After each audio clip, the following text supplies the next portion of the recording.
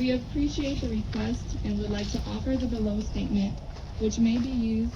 We recognize the enduring ancestral lands and waters. The region from Galveston, Texas to Corpus Christi, Texas are the ancestral and current homelands of the Karankawa, the Panapache, Ishak, also known as Atacapa, Katoname, and other tribal and detribalized people from before record history to the present day.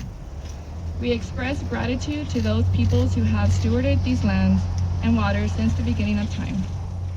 It is because of these indigenous caretakers, stewards, that we can gather here today, and we acknowledge this land we stand upon as sacred, historical, and significant to the Karankawa peoples and relatives. We invite all to learn the true history of the lands on which we reside, and we ask that you treat these lands and waters with dignity and respect as you would your own relative. Amen. My name is Sandra Lev Sanchez. I am the environmental liaison for the Karankawa tribe of Texas. I'm very happy to see all of y'all here. I'm going to share a song that I sing whenever I go to the water, and the song is by Teresa Bearfox. It's called Skyward.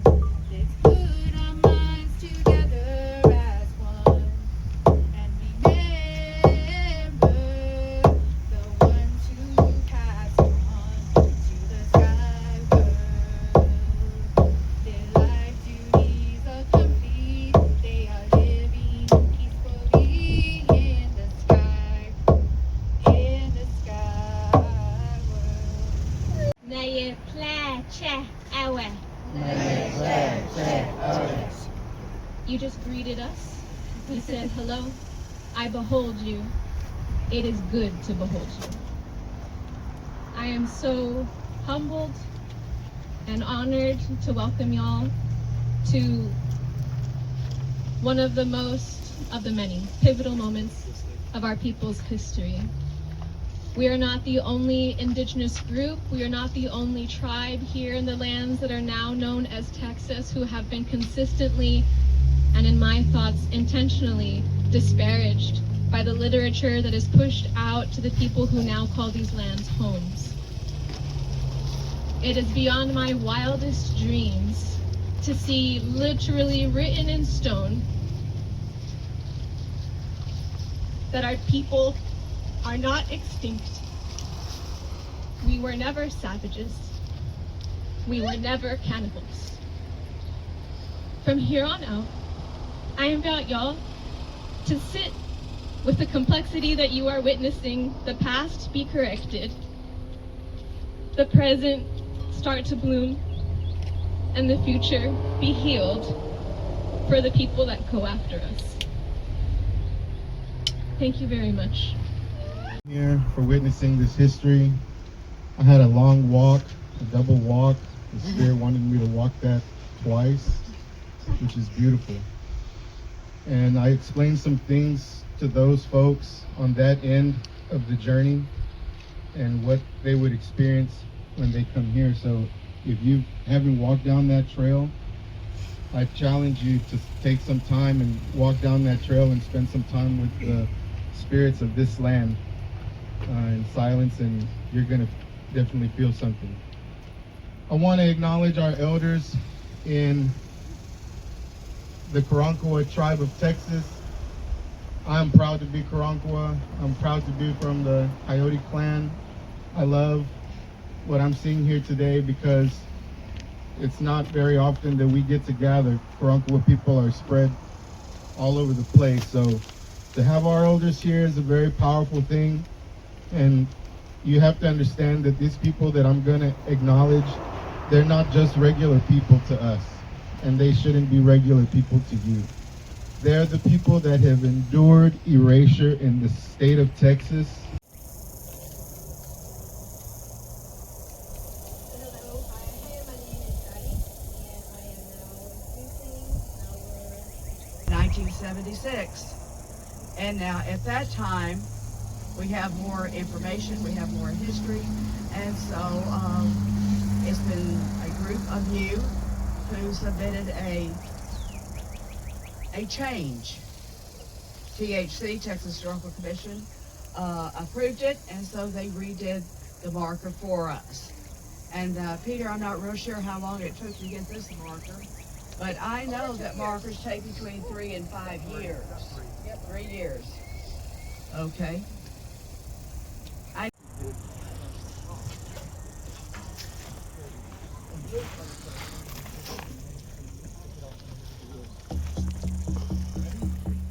You can understand why I don't do this.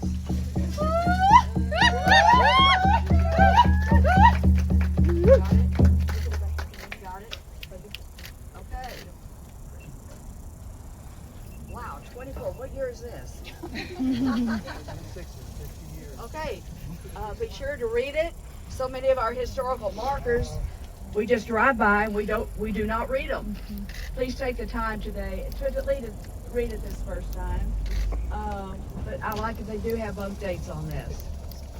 Thank you very much for allowing us to make just a short talk about the commission, Nueces County Historical Commission. Thank you. It's great to be here and finally see this moment come to fruition. I just have about a 20 or 25 minute lecture, so I won't keep you here 10 minutes. Just kidding. Okay. So the stereotypes that you see in this old marker, that the Karankawas were savages, that they were primitive, that they were cannibals, that they were giants, that they were nomadic, that they are extinct. All of those loaded terms, right? The stereotypes are in the old marker. They have been a part of Texas lore for a very long time. Spanish missionaries were the first to begin to perpetuate some of these really harmful stereotypes and descriptions.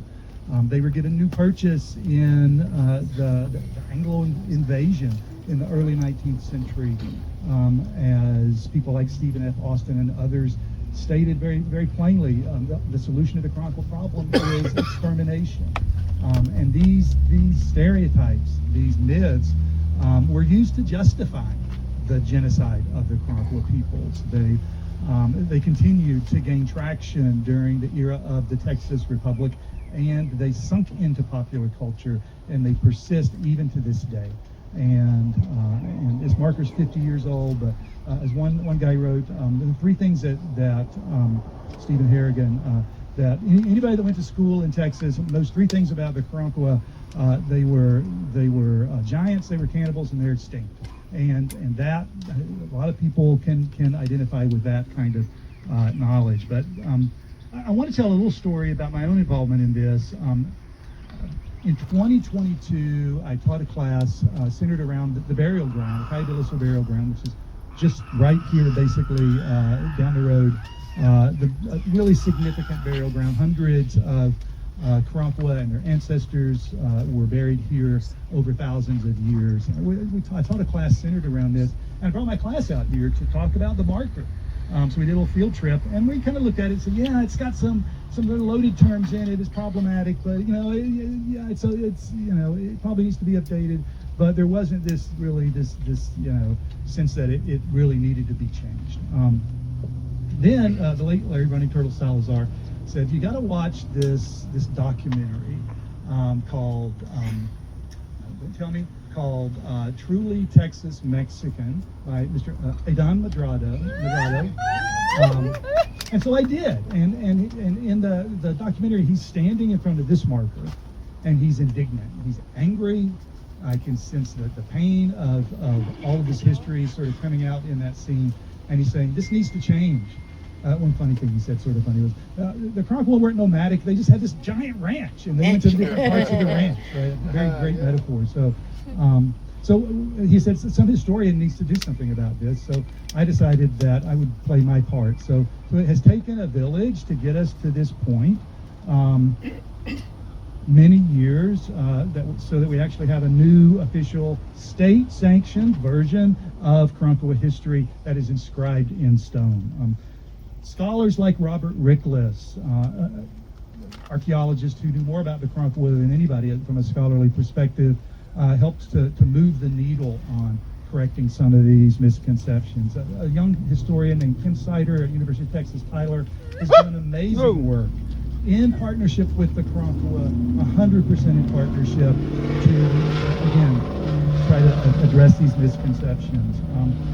Countless non-Karankawa people, the Kiara had already mentioned, in the coastal bend, people like Larry Running Turtle Salazar and others who, year after year, kept this place sort of in the memory, the local memory of people through their annual marches to honor the Cayaveloso dead. And most of all, the Karankawa reclaiming their heritage, their identity, embracing their ancestors, organizing into the Karankawa tribe of Texas. This would not have been possible without all the work they've done to revitalize their tribe. Their insistence that this history needed to be corrected is why we stand here today with this new marker. So again, it's great to finally see this come to fruition. Thank you all for coming out.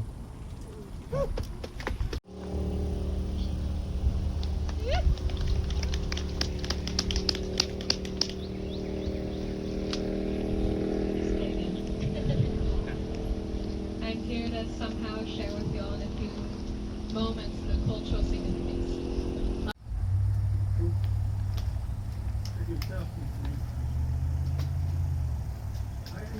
Among ranches. So I thought to myself, so where's the extermination? It didn't happen. Since we both of us didn't use cane, So, before I met Enrique, I used to work at a gas company delivering propane to subdivisions, and I noticed this subdivision that's where he got to. That community is a village without like houses all over the place with like trails going around it.